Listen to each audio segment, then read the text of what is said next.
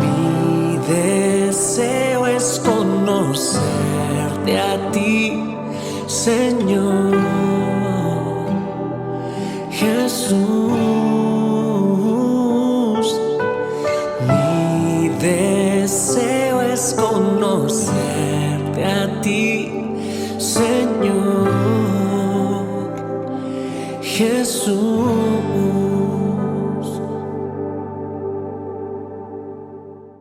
Hola, ¿qué tal? Qué gozo, qué privilegio poder saludarte en una edición más de tu devocional, Tu Tiempo con Dios. Muchísimas gracias por acompañarnos día a día en la meditación de la palabra de nuestro Señor. Te recomendamos adquirir tu devocional del mes de marzo, que ya está disponible. Solicítalo en Durano Latino de tu país para poder plasmar en él lo que Dios habla a tu corazón. Te enviamos un cordial saludo, deseando que Dios hable en este día a tu vida. Acompáñanos en la lectura de este día que corresponde el Evangelio según San Juan, capítulo 13, versículos 21 al 30. El amor redentor de Jesús.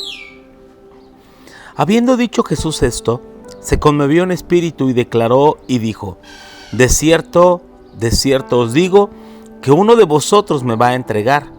Entonces los discípulos se miraban unos a otros, dudando de quién hablaba. Y uno de sus discípulos, al cual Jesús amaba, estaba recostado al lado de Jesús. A este pues hizo señas Simón Pedro para que preguntase quién era aquel de quien hablaba. Él entonces, recostado cerca del pecho de Jesús, le dijo: Señor, ¿quién es? Respondió Jesús: a quien yo diere el pan mojado, aquel es. Y mojando el pan, lo dio a Judas Iscariote, hijo de Simón.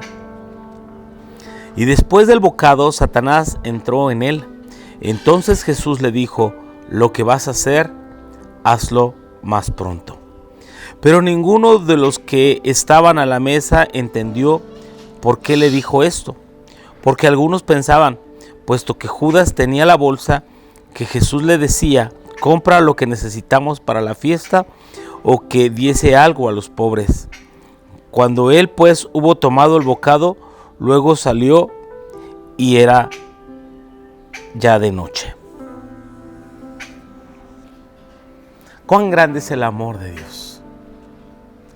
Cuán grande es su amor para con aquellos pecadores como nosotros. Jesús se conmovió en espíritu, y esta palabra, esta declaración que Jesús se conmovió, significa que a él le dolió lo más profundo de su ser.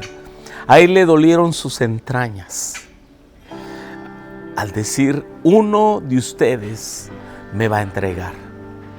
Eran sus mejores hombres, eran los hombres con quienes había invertido tiempo, trabajo, con quienes había pasado momentos muy especiales. Sin embargo, entre ellos surgió un traidor. Obvio que esta pregunta sorprendió a todos y se preguntaban: ¿quién será? El más cercano a Jesús era Juan, que estaba recostado al lado de él. Y le dice: Señor, ¿quién es? Ya que Simón Pedro le dice: pregúntale, ¿de quién se trata esto? Así que Juan le dice: Señor, ¿quién es? Jesús respondió: a quien yo le diere este pan que voy a mojar en mi plato, él es. Y lo hace, y abiertamente se lo da a Judas Iscariote, mientras le dice: lo que vas a hacer, hazlo ya, hazlo pronto. Dice la Escritura que cuando comió el pan, en ese momento Satanás entró en él. Me llamó mucho la atención cómo es que todos comieron el pan y tuvieron gozo y regocijo. Este evento se le conoce como la última cena.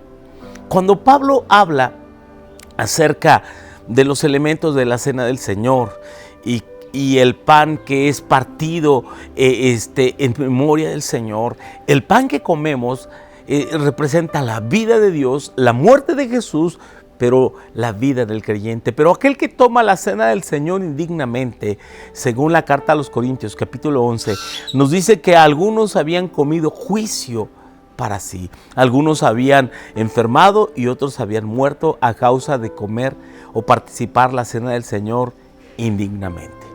Y aquí tenemos el caso de alguien que tiene un corazón torcido, un corazón traicionero, que está participando de la mesa del Señor y recibe un bocado de la misma mano de Jesús.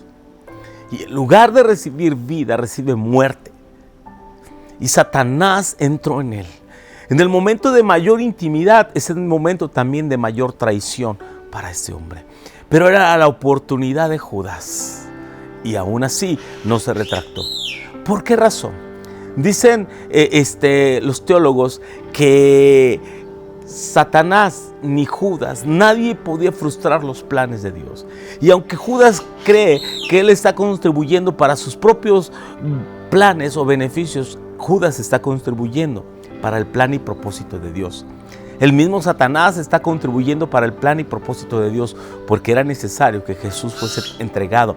Era necesario que Jesús fuese a la cruz. Era el plan y propósito de Dios. Así que veamos que Dios, como soberano del universo, Él tiene control de todas las cosas.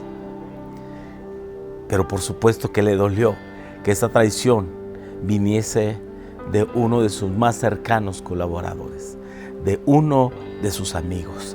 Como dice en el libro del profeta Zacarías, y te preguntarán, ¿qué heridas son esas en tus manos? Y él responderá, con ellas fue herida en casa de mis amigos. En casa de mis amigos. Pero ninguno de los que estaba a la mesa entendió de momento que abiertamente Jesús le estaba diciendo es Judas. Esto lo entendieron después. Algunos pensaron, quizás lo mandó a comprar algo para la cena, como él traía la bolsa del dinero. O quizás lo mandó a dar una ofrenda a los pobres. Pero no, él iba a consumar ese plan perverso. Y termina el pasaje diciendo que era ya de noche. Y la noche representa la hora de las tinieblas, la hora en que actúa la maldad. Judas no andaba de día, Judas andaba de noche. Judas, aunque estaba cerca de la luz, no vino a la luz. Jesús representa el día, Jesús representa la vida, Jesús representa el camino, la luz. Pero Judas vivía en tinieblas, bajo la potestad de las tinieblas, bajo el yugo de Satanás. Yo quiero preguntarte en este día, ¿bajo qué caminas tú? ¿Bajo la luz o las tinieblas? ¿Es tu deseo glorificar al Señor? ¿O no te gustaría, verdad? ¿No te gustaría ser parte del plan de Dios para contribuir a la maldad o contribuir para los propósitos eternos de Dios y Él sea glorificado? Tú y yo tenemos la opción de servir al Señor. Judas lo sirvió, pero de una manera traicionera y pasó la historia como un traidor. Hubo otros que permanecieron ahí y que participaron de su comunión para cumplir los sueños del Señor Jesús. Tú y yo tenemos la opción hoy. Recíbele a Jesús como tu Señor y Salvador y está dispuesto a morir con Él y por Él. Que Dios te bendiga, te mando un fuerte abrazo. Mi deseo es conocerte a ti, Señor Jesús.